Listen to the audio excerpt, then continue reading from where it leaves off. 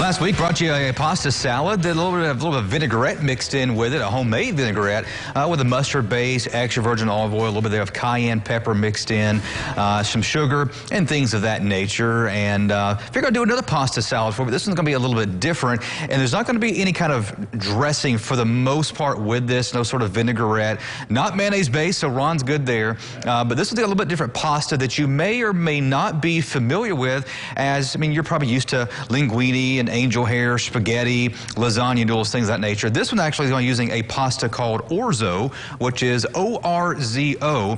And when you look at it, if you're actually not too familiar with it, you would say, well, that's interesting kind of looking rice there.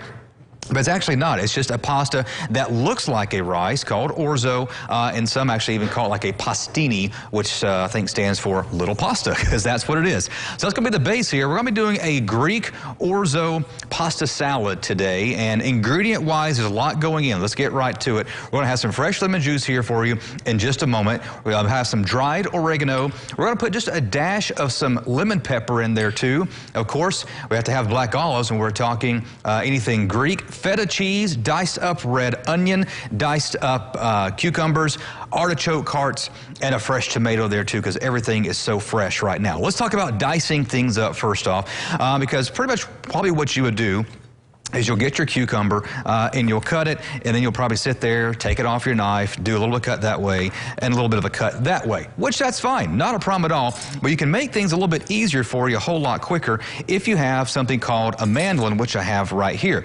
I recommend absolutely always using the guard that comes with it. Has some spikes on it, makes it very dangerous to touch if you're not too careful, but what you'll do is that really holds your vegetable for you. So you'll set the mandolin to whatever setting you'd like. I want to go with a 2 on this one. You'll put your vegetable on top, use your guard, and then just go down. Of course, I may have to cut this a little bit smaller, but go down, back up, just like that right there. And that is how quickly you can dice up some vegetables. And as you see there, you have really nice and evenly cut cucumber. Then you can stack that all on top of each other, pretty much just like that right there. And then you would take your knife and cut, and guess what?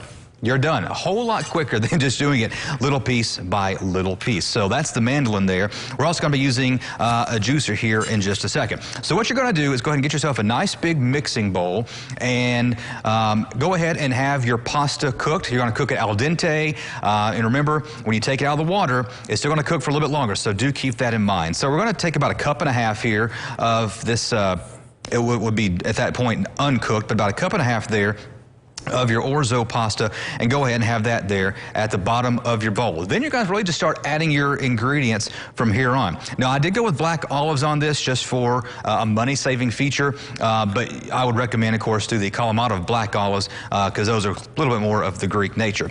Take your strainer and add some lemon juice into there, about the juice there of half a lemon, and just put that off to the side. Now you just gotta start really adding your ingredients. So we're gonna put some black olives mixed in there. We're gonna get our dried oregano, which is gonna be about a tablespoon there of your dried oregano.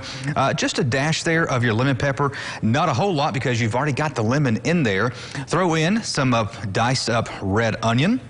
These are artichoke hearts that I have let them marinate in a garlic and herb sauce for a little while. So that adds a little bit more flavor. And the reason I'm not doing any sort of vinaigrette or something of that nature for this is because look at all this freshness. Look at all the flavor that's in here from your fresh tomatoes, your fresh parsley, your cucumbers. And I mean, that's just a really good flavor there. So you don't want to cover it up with any kind of vinaigrette, unless you want to, of course.